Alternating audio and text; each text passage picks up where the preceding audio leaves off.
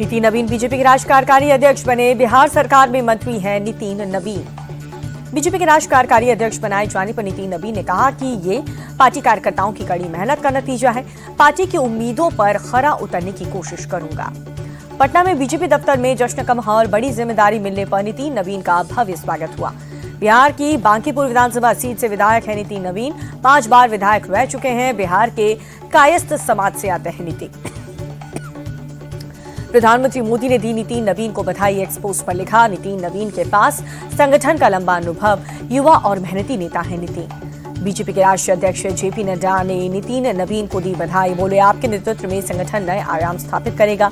आपके सफल कार्यकाल के लिए शुभकामनाएं। केंद्रीय गृह मंत्री अमित शाह ने बिहार के मंत्री नितिन नवीन को बीजेपी का राष्ट्रीय कार्यकारिणी अध्यक्ष नियुक्त होने पर बधाई दी। कहा कि नितिन नवीन ने संगठन के हर काम को पूरी निष्ठा से किया।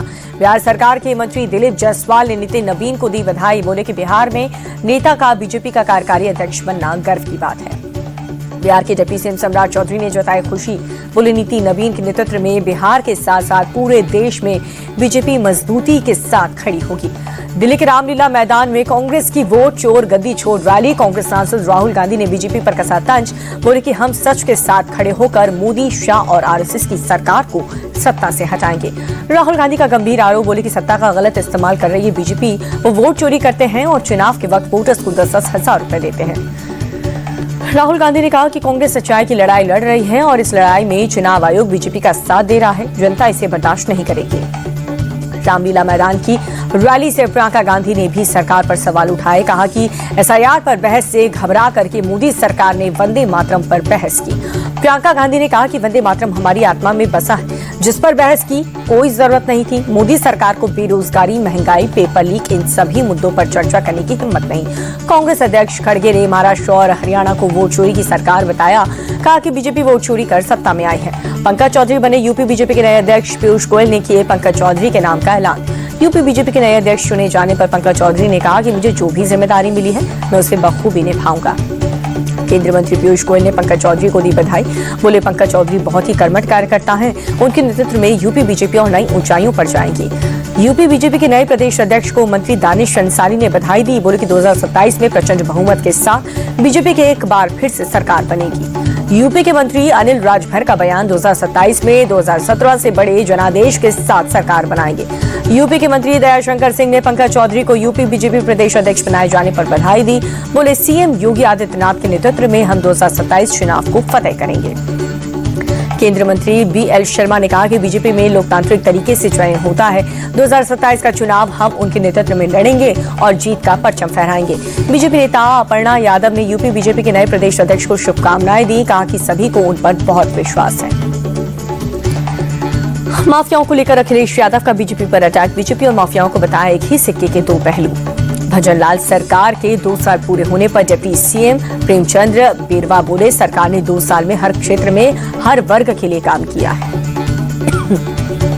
नागपुर के स्मृति मंदिर पहुंचे deputy CM Eknath Shinde. RSS के संस्थापक केशव बलिराम हेडगेवार को दी गई श्रद्धांजलि। सीएम नीतीश ने पटना पुलिस को दी बड़ी सौगात। 700 क्षमता वाले पुलिस कांस्टेबल बैरक ब्लॉक का उद्घाटन किया। लालू फैमिली की प्रॉपर्टी पर सम्राट चौधरी के बयान से सियासी बवाल। बोले कि अब चारा घोटाले के अभियुक्तों को संपत्ति पर स्कूल खोला जाएगा। सम्राट चौधरी बोले, लालू प्रसाद रजिस्टर्ड अपराधी हैं। सीबीआई और ईडी लालू की संपत्ति को अटैच कर चुकी है। सम्राट चौधरी के बयान का जेडीयू ने किया समर्थन। कहा कि स्कूल खोले जाने से युवाओं में जाएगा पॉजिटिव मैसेज। सम्राट ने लालू की जब्त प्रॉपर्टी पर स्कूल बनाने की बात कही थी। लालू यादव की संपत्ति को लेकर के सम्राट चौधरी के बयान पर आरजेडी नेता मृत्युंजय तिवारी का पलटवार। बोले कि नई सरकार को लालू जी का फोबिया खत्म नहीं हो रहा, असली मुद्दों से ध्यान भटकाना चाहते हैं लोग। उत्तराखंड के खटीमा में मर्डर के आरोपी का हाफ एनकाउंटर। तुषार की हत्या के आरोपी हाशिम के पैर में गोली लगी, पुलिस ने गिरफ्तार किया। यूपी के काकोरी में जला प्रशासन का बुलडोजर। 100 बीघा 11 अवैध प्लॉटिंग ध्वस्त। बरेली में ताहिर अली ने बेटी के निकाह में हिंदू समाज को दी दावत। कहा, खफा हुए मौलाना जारी किया फतवा। बिहार के बांका में कोर्ट के आदेश पर स्कूल तोड़ने पहुंचा बुलडोजर। 100 से अधिक छात्रों ने जताया विरोध। पटना से सटे फतुहा में सड़क निर्माण के लिए फसलों पर चला बुलडोजर। मुआवजे की मांग पर अड़े किसानों को पुलिस ने हटाया। कार्रवाई के बाद एक्सप्रेसवे का काम शुरू। एमपी के सागर में बीच बाजार बदमाशों ने मचाया उत्पात, राह चलते लोगों पर किया हमला। महाराष्ट्र के अहमदनगर में तेंदुए का आतंक, 4 साल के मासूम को बनाया शिकार, हमले में बच्चे की मौत, घटना सीसीटीवी में कैद। क्रिसमस से पहले ऑस्ट्रेलिया में आतंकी हमला, सिडनी में समंदर किनारे फायरिंग, 12 लोगों की मौत, 2 पुलिसकर्मी 29 घायल। काले कपड़े पहने 2 हमलावर ने बॉन्डी बीच पर गोलीबारी, जान बचाकर भागते दिखे लोग। सिडनी में फायरिंग करने वाले हमलावर की पहचान नाविद अकरम नाम के शख्स ने की थी गोलीबारी। अमेरिका की ब्राउन यूनिवर्सिटी में गोलीबारी, 2 की मौत, 8 घायल। पुलिस ने संदिग्ध का सीसीटीवी फुटेज किया जारी, काले कपड़े में नजर आया शख्स।